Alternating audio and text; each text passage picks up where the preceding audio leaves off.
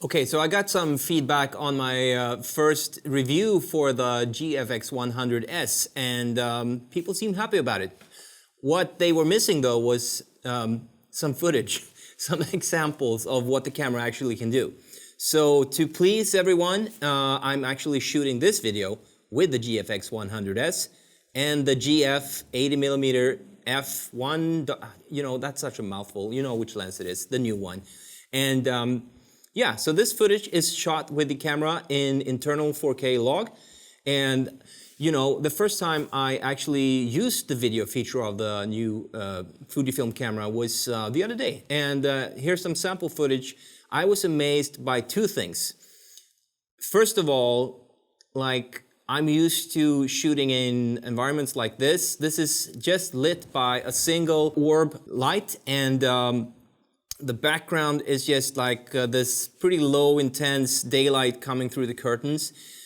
And I'm used to seeing a lot of noise in the darker areas of a picture like this. I was amazed how clean this image. This is straight out of the camera, and then I just applied a lot basically in DaVinci Resolve. And I'm really amazed also by the detail that you get in the 100% crop, or the 100% 4K in this full HD timeline that I'm working in.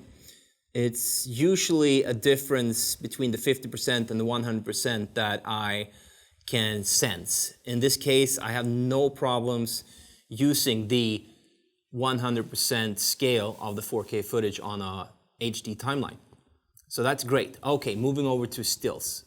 So this is an image in 13% of the full resolution on this full HD timeline. I took this shot, and I'm using this shot. It's not a perfect shot in any aspect of photography, but this is lit only by direct sunlight hitting this scene from a window about 2 meters away from the subject. And you know, the contrast in light is pretty darn hard for any camera when something gets hit by direct sunlight like this, like midday sunlight coming in through a window. And I think the camera really handles the contrast between the, you know, the really, really highly lit areas and the shadow areas in a superb way. I love how this image just came out looking like this. And this is straight from the camera. I literally have no adjustments on this image. It's just straight and the standard setting. I don't have any sort of film things applied to it at all. So it's just straight out of the camera. One thing I want to say about this camera that's actually was a great surprise to me was that I was expecting to read through manuals and really get to know the system. It literally took me 15 minutes of fiddling around with the camera intuitively to get to know it. Like, there was nothing more that I wanted to know about the camera and how to operate it. The only thing that sort of puzzled me was there is a dynamic range setting from 100 to 400%, and the only way to access the 400% of dynamic range, which is obviously what I want to have as much dynamic range as possible, is to crank up the ISO to 400 or higher. You cannot access the full dynamic range if you use an ISO that's lower than 400.